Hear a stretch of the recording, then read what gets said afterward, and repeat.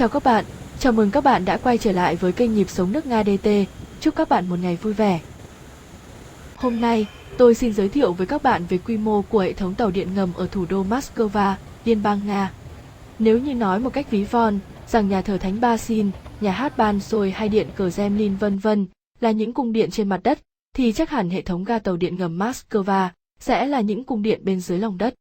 Ai đã từng đến với thủ đô Moscow và có dịp trải nghiệm những hành trình trên những chuyến tàu điện ngầm đều không khỏi trầm trồ và ngưỡng mộ, bởi ngoài sự sang trọng và hiện đại, nơi đây còn lưu giữ những nét nghệ thuật kiến trúc đặc sắc mà bạn không bắt gặp ở bất kỳ đâu trên thế giới. Hệ thống tàu điện ngầm hiện được đánh giá là một trong số những danh thắng rất nổi tiếng của thủ đô Moscow, cũng là niềm tự hào của nước Nga. Hệ thống tàu điện ngầm, tức Metro của Moscow, chính thức hoạt động từ năm 1935, bao phủ gần như toàn bộ thủ đô nước Nga. Nó không chỉ được xem như một trong những hệ thống chuyên chở hành khách có tải trọng lớn nhất thế giới, mà còn nổi tiếng vì những nhà ga trang trí lộng lẫy, có nhiều tác phẩm nghệ thuật cổ điển và hiện đại. Cách đi tàu điện ngầm ở Moscow. Để đi tàu điện ngầm ở Moscow, bạn chỉ cần mua vé một lần duy nhất, sau đó có thể lên tàu và đi đến bất cứ bến nào bạn thích, miễn là không đi lên mặt đất. Người ta không tính toán việc bạn đi gần hoặc đi xa, nên bạn có thể thoải mái khám phá hệ thống Metro ở Moscow với chi phí cực kỳ tiết kiệm. Khi di chuyển, bạn hãy dựa vào sơ đồ toàn bộ các tuyến tàu điện ngầm và thông tin trên loa tại các ga để xác định hướng muốn đi. Vào khung giờ cao điểm là 8 giờ sáng và 5 giờ chiều, hệ thống ga sẽ rất đông đúc, nên nếu như muốn thoải mái tham quan, khám phá các ga tàu điện ngầm Moscow, bạn hãy tránh những khung giờ này. Các bến ga tàu điện ngầm Moscow được chia thành hai trường phái khác nhau là hiện đại và cổ điển. Có ga theo kiến trúc cổ điển, có ga mang dáng vẻ của kiến trúc hiện đại. Người ta đã sử dụng đá cẩm thạch, đá hoa cương và rất nhiều loại đá quý để ốp trên mặt tường ở các bến. Tại mỗi bến lại mang một nét đẹp riêng không hề pha trộn. Mỗi ga tàu như một bảo tàng thực sự, với những nét độc đáo trong kiến trúc và nét ấn tượng của các tác phẩm nghệ thuật. Có rất nhiều ga tàu điện ở Moscow đã trở thành di tích kiến trúc mang tầm cỡ thế giới. Về tổng thể, hệ thống tàu điện ngầm của Moscow có 15 tuyến, với chiều dài 780 km đón nhận khách tại 238 nhà ga ngầm, 31 nhà ga tàu điện nổi chạy trên mặt đất gọi là MCK. Nhà ga nằm sâu nhất là ga 3 giờ cờ Papetduy, 84 m, gần như tất cả các nhà ga đều có thang cuốn đưa hành khách xuống dưới lòng đất. Nhà ga có thang cuốn dài nhất là ga 3 giờ cờ Papetduy với chiều dài 126 m. Khoảng cách trung bình giữa các ga tàu là 1.800 m. Khoảng cách ngắn nhất là đoạn giữa Vyserta-Vodnaya và Meduna-Rodnaya, 497 m. Khoảng cách dài nhất là giữa các ga Krylatskoye và Seterogino, dài 6.625 m. Do khoảng cách giữa các ga lớn nên vận tốc trung bình của tàu thường đạt từ 41 đến 43 km/h đối với những đoạn dưới lòng đất. Chiều dài của hầu hết các tàu điện ngầm là 155 m, bao gồm 8 toa tàu. Tại các ga tàu điện ngầm mới, chiều dài của đoàn tàu là 162 m.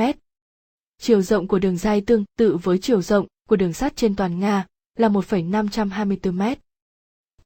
Khối lượng chuyên chở đạt trung bình khoảng 9,4 triệu lượt hành khách mỗi ngày, lượng hành khách cả năm 2019 đạt 2,56 tỷ người.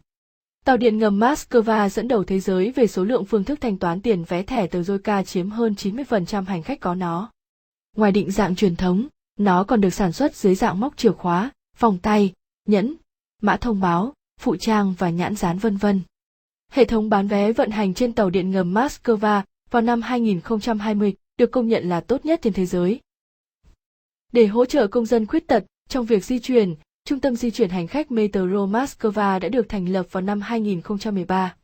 Các nhân viên của trung tâm sẽ hỗ trợ hành khách miễn phí trên toàn bộ tuyến đường, từ lối vào tàu điện ngầm đến lối ra, hộ tống họ đến các chuyến tàu, bến xe vân vân. Công ty hiện đang sở hữu và quản lý hệ thống tàu điện ngầm là doanh nghiệp nhà nước Moskovsky Metropolitan, với số lượng nhân viên là 60.600 người. Ở Moscow, tàu điện ngầm bắt đầu hoạt động từ 5 giờ 30 sáng đến 1 giờ 30 sáng hôm sau. Trong giờ cao điểm, mật độ tàu đến ga đạt mức độ khá cao, khoảng 90 giây một chuyến ở tất cả các tuyến.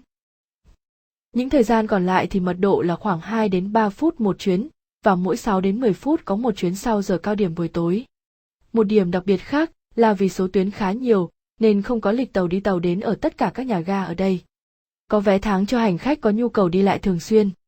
Vé đi tàu thì bán sẵn cho cả chuyến đi, mà không cần quan tâm đến quãng đường đi hay số lần đổi tuyến. Khi hành khách vào đến khu vực tàu chạy thì không có người kiểm soát vé trên tàu như tàu điện hay xe buýt, mà vé đã được kiểm tra ở cửa vào nhà ga. Ngoài hệ thống tàu điện ngầm công cộng, theo nhiều người còn tồn tại song song một hệ thống ngầm bí mật. Phần lớn hệ thống bí mật này nằm bên ngoài ngoại ô Moscow. Hệ thống này thường được gọi bằng tên Metro 2 hoặc D6. Tên thực của nó tạm thời chưa được công bố chính thức. Kinh phí để xây dựng 1 km đường tàu điện ngầm ở Moscow là 63,77 triệu euro. Trong thời gian chiến tranh, một số ga tàu đã được người dân Moscow dùng làm nơi tránh bom, và ở đó đã từng chào đời 150 em bé. Trên tàu điện ngầm ở Moscow, phát thanh viên trên các tuyến đường thẳng theo hướng vào trung tâm là giọng nam giới thuyết minh, còn theo hướng từ trung tâm ra là giọng nữ giới. Còn trên tuyến đường vòng tròn theo chiều kim đồng hồ là giọng nam, ngược chiều kim đồng hồ là giọng nữ. Điều này giúp cho những người khiếm thị dễ dàng nhận biết được mình đang di chuyển theo hướng nào.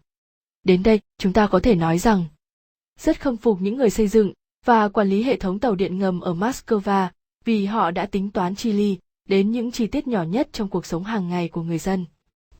Hệ thống Metro Moscow bao gồm một đường vòng tròn, 14 đường xuyên tâm và đường ngang, và một tuyến đường sắt hạng nhẹ chạy nổi vòng tròn trên mặt đất. Trên bản đồ, mỗi nhánh Metro được biểu thị bằng màu sắc riêng dễ nhận biết. Tàu điện ngầm được thiết kế cho phép hành khách di chuyển từ đầu này đến đầu kia của thành phố trong 45 phút, không phải chuyển tàu. Để thuận tiện cho du khách tới thủ đô, các bến Metro được bố trí tại tất cả 9 ga xe lửa Moscow.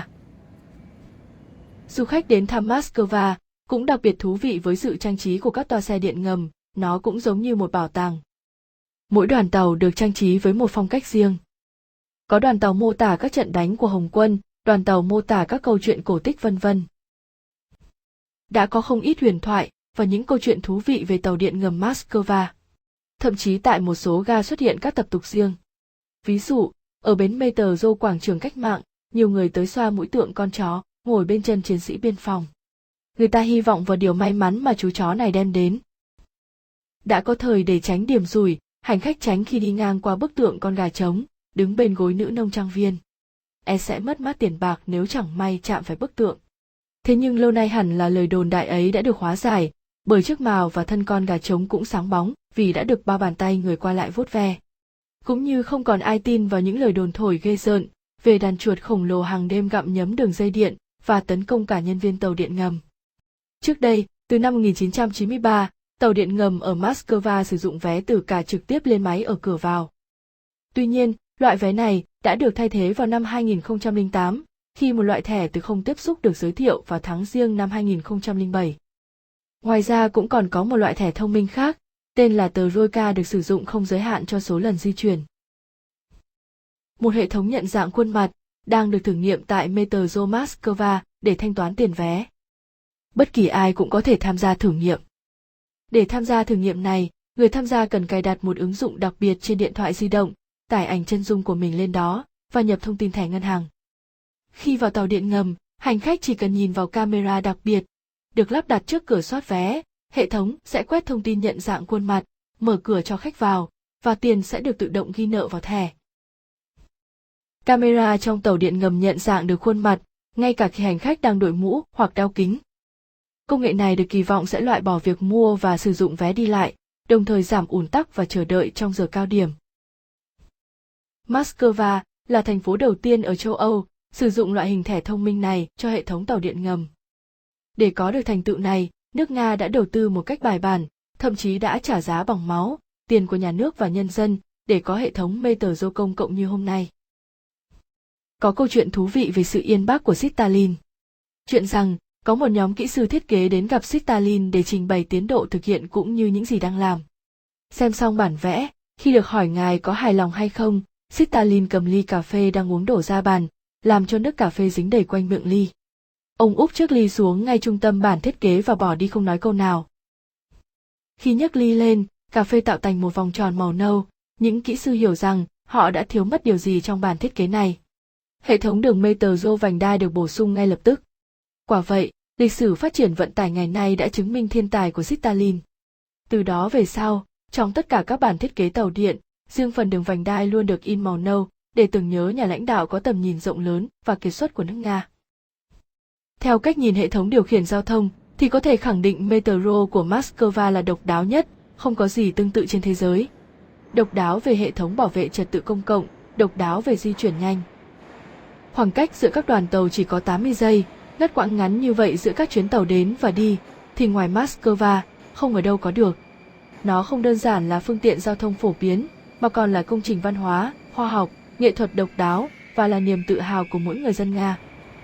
Tại sao dưới ga Metro không cần bất cứ quạt thông gió nào, mà không khí vẫn rất dễ chịu và thoáng mát? Đấy là do khi tàu chạy, nó giống như một cái bơm hút khí khổng lồ làm thông gió rất mạnh. Lại sâu trong lòng đất nên mùa hè trong Metro rất mát, còn mùa đông thì ấm áp, dao động từ dương 18 độ C đến dương 22 độ C, dù trên mặt đất nhiệt độ có thể từ âm 35 độ C vào mùa đông và đến dương 35 độ C vào mùa hè. Chính vì thế không phải ngẫu nhiên mà hầu hết các tour du lịch đến Nga đều dành chương trình đi tham quan các ga Metro. Hầu như bất cứ lúc nào, người ta cũng bắt gặp du khách chụp ảnh, quay video và miệng luôn thì thào thán phục. Đấy là do mỗi ga Metro thực sự là một công trình kiến trúc nghệ thuật độc đáo mang tính lịch sử, rất Nga và điều quan trọng là nó rất đẹp. Bàn tay, khối óc của các nhà bác học, kỹ sư, công nhân và cả nghệ nhân Nga đã tạo nên nhiều công trình nghệ thuật về kiến trúc. Những bức họa khổng lồ trên trần ga, các pho tượng, biểu tượng, hoa văn, họa tiết cả cổ kính lẫn hiện đại, đan xen cùng màu sắc hài hòa. Người ta có cảm tưởng đây là một góc của bảo tàng nghệ thuật chứ không phải công trình giao thông công cộng. 238 ga là 238 kiến trúc khác nhau và mang rõ nét từng chặng đường lịch sử hào hùng của nước Nga và Liên bang Xô Viết trước đây, đặc biệt lịch sử cận, hiện đại. Có thể nói rằng tàu điện ngầm là phương tiện công cộng sạch nhất ở Nga. Người ta thường xuyên lau chùi, quét dọn, không bao giờ thấy rác, bụi bặm ở đây. Giữ được sự sạch, đẹp như thế, ngoài công sức của các nhân viên phục vụ, còn phụ thuộc vào ý thức cao của hành khách. Người ta ví rằng trúng xổ số độc đắc còn dễ hơn bắt được ai đó, vứt rác hoặc hút thuốc lá bên trong Metro. Một số nhà ga đẹp tiêu biểu ở Moscow. Ga Komsomolskaya. Ga này được khánh thành vào ngày 15 tháng 5 năm 1935. Tên của nhà ga gắn liền với quảng trường Komsomolskaya, được dân gian gọi là quảng trường ba nhà ga. Chính quảng trường này đã được đặt tên là Komsomolskaya để kỷ niệm 15 năm thành lập Komsomol vào năm 1933.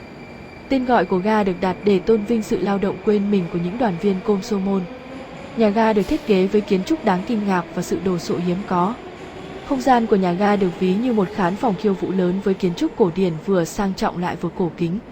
Trên trần của nhà ga được trang trí bởi những hoa văn mạ vàng nổi bật đậm chất cổ tích, các hàng cột được thiết kế tinh tế và thông thoáng. Chủ đề của thiết kế của nhà ga là cuộc đấu tranh của nhân dân Nga cho tự do. Tất cả các bức tranh trên vòm của nhà ga đều dành riêng cho chủ đề này.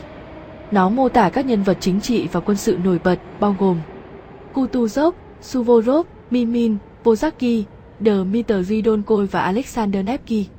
Phía dưới có các bức tranh mô tả binh lính và sĩ quan Liên Xô. Cho đến năm 1963, tại nhà ga có thêm 2 hình ảnh, biểu ngữ vệ binh và diễu hành chiến thắng. Ở cuối hành lang, nằm cạnh thang cuốn lớn, có bức tranh khảm huân chương quyết thắng trên nền băng rôn đỏ. Một bức tượng bán thân của Lenin được lắp đặt ở đầu đối diện của nhà ga. Các bức phù điêu của Motovilov tô điểm cho mái trần ở phía bắc của nhà ga. Nhà ga có 68 cột hình bát giác với cao độ 5,6 mét. Các cột được trang trí bằng hình hoa văn và mặt bằng đá cẩm thạch sáng màu. Sàn nhà được lát bằng đá granite màu hồng. Đèn chùm lơ lửng chiếu sáng sảnh nhà ga. Trần nhà ga màu vàng. Komsomolskaya là một nhà ga nằm ở độ sâu 37 mét. Trong quá trình xây dựng nhà ga, kết cấu gang đúc sẵn đã được sử dụng để làm mái vòm. Chiều dài của nhà ga là 190 mét, chiều rộng sân ga là 10 mét. Do nằm cạnh 3 nhà ga đường sắt lớn, phải trung chuyển nên nhà ga có lưu lượng hành khách lớn nhất thủ đô, khoảng 262.000 lượt người ngày. Ga Kievskaya, trên đường vòng tròn. Ga Kievskaya được chính thức khánh thành vào ngày 14 tháng 3 năm 1954, với kiến trúc mang phong cách trẻ trung và rực rỡ. Những tấm khảm tranh rực rỡ tại sảnh nhà ga mang đến một không gian đầy màu sắc nhưng cũng đậm chất cổ điển. Không gian và ánh sáng tại đây mang đến cảm giác ấm áp đầy mê hoặc của những cung điện cổ kính xưa kia. Ga Mayakovskaya. Nhà ga Mayakovskaya được khánh thành ngày 11 tháng 9 năm 1938 và là nhà ga đẹp nhất trong toàn bộ hệ thống ga tàu điện ngầm Moscow. Nơi này được ví như một kiệt tác mang phong cách Art Deco. Kiến trúc tại nhà ga này đã nhiều lần đạt được những giải thưởng lớn và lọt top những ga tàu điện ngầm đẹp nhất thế giới. Những trụ đỡ của sảnh được thi công bằng những cột kim loại và thép không gỉ ốp đá granite. Trên mái vòm là những bức tranh khảm tinh xảo, được chế tác từ những họa sĩ nổi tiếng. Ga Quảng trường Cách mạng. Được khánh thành vào ngày 13 tháng 3 năm 1938, ga Quảng trường Cách mạng khá nổi tiếng trong hệ thống ga tàu điện ngầm Moscow và được nhiều du khách yêu thích. Nơi này có rất nhiều tác phẩm điêu khắc nghệ thuật có giá trị tâm linh đầy kỳ diệu. Bức tượng chú chó cảnh anh lính biên phòng hay bức tượng anh lính thủy với cây cờ hiệu đã từng nhảy điệu van với nữ hoàng đều là rất nổi tiếng. Ghé thăm nơi này, bạn sẽ cảm tưởng như bước vào một viện bảo tàng thật sự. Ga Novolobotkaya. Ga này được chính thức khánh thành vào ngày 30 tháng 1 năm 1952, với không gian nổi bật của những tấm kính màu tuyệt đẹp mang đậm phong cách kiến trúc Gothic của những nhà thờ. Ở ga Novolobotkaya, du khách sẽ có cơ hội chiêm ngưỡng những bức tranh kính màu rất đẹp, được làm theo phác thảo của họa sĩ danh tiếng Kozin trên những bức tường vòm. Những bức tranh này đều được đóng khung và rải viền bằng đồng thau mạ vàng với họa tiết được khảm tinh xảo. Các bạn thân mến, rất khó để mô tả hết được sự tiện ích, sang trọng, đẹp lộng lẫy của hệ thống Metro ở Moscow. Phải đến và tự đi và tự chiêm nghiệm thì mới thấy hết được. Chúng tôi xin tạm dừng video tại đây. Cảm ơn các bạn đã đồng hành và theo dõi video. Xin các bạn hãy ấn like, ấn chuông, ấn đăng ký để ủng hộ kênh chúng tôi và xem được những video mới nhất. Xin trân trọng cảm ơn.